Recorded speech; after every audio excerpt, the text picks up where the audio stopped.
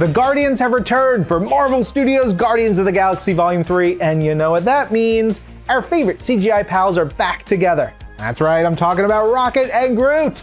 And I'm here with VFX supervisor Stefan Soretti to find out how one of the MCU's most beloved pairs is brought to the big screen. Hi Steph, how are you? Hey Ryan, I'm very good, thank you. Steph, you were the VFX supervisor all the way back on the first Guardians of the Galaxy film. What was it like to get to introduce Groot and Rocket to the MCU? When we first introduced them in the first film, they were such weird characters that nobody was really expecting. There's that kind of like weird dynamic between the two of them that makes them iconic, and you kind of get attached to them quite quickly. Now in this third Guardians film, we dive even deeper into these characters. What was it like telling their stories through VFX? It's a very emotional film, this one. There's all these little moments that really create depth into the character. They're not just like animated characters, they're really part of the cast.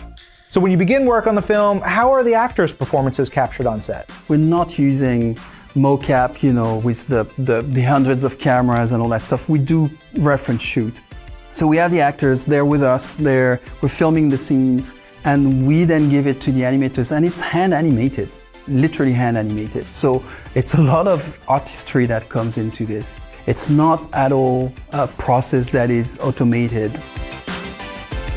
So we really shot the entire scenes on a virtual set where we could actually capture the motion of the camera, which was very important for James to use in our full CG scenes, the same type of camera operation that we use throughout the film to make it seamless with the rest of the film. We have an actor playing Rocket, we have some stand-ins for Groot, and that was really helpful actually for us. We ended up using his references quite a lot actually, even sometimes to the point where we had little moments where there's eyes rolling. And once you have the actors' performances, what additional visual reference do you capture while you're on set? We have to shoot what we call clean plates so that we can paint out the actors that are not supposed to be here and replace them by our CG characters. So we 3D scan all the sets, we capture the light with what we call light probes. We also had a company called Legacy that worked with us and created 3D versions from the drawings from VizDev of how these characters would look, with perfect fur and all the mechanical arms and things like that, so that we could have a good reference on set in terms of lighting. So that what we can do then is really recreate in the computer a virtual representation of the real world in terms of lighting, in terms of the space, in terms of everything that the CG actors have to interact with. When we integrate our characters within the plate, everything feels seamless and that they feel like they belong to the environment they're shot in. Okay, so you've gathered all that reference. How do you then actually go about creating and integrating the CG characters? The characters are so different from humans. We need to be able to actually take that performance from the actor and really translate it into the bones and the skeleton of these animals. We have a lot of shots that are like close-ups on their eyes, and there's a lot of emotion going. So we really worked on the detail of the pupil, the iris, everything, the eyes, the way the eyelids are kind of pushing, opening, the color, the level of darkness around the eyes, the wetness in the eyes. When you see a CG character animated, especially one with fur, there's a lot of things involved in that are extremely complicated. So if there's wind, we need to have a little bit of wind in the fur. If there's two CG characters touching each other, we need to do, the fur kind of, getting displaced by the motion.